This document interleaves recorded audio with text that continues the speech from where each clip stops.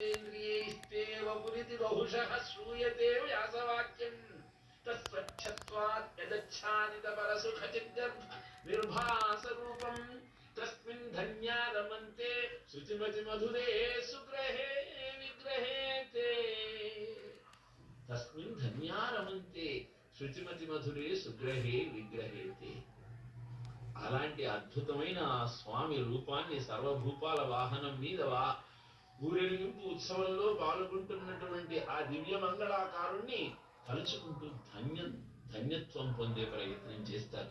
అలా పొందిన వారు ధన్యులు.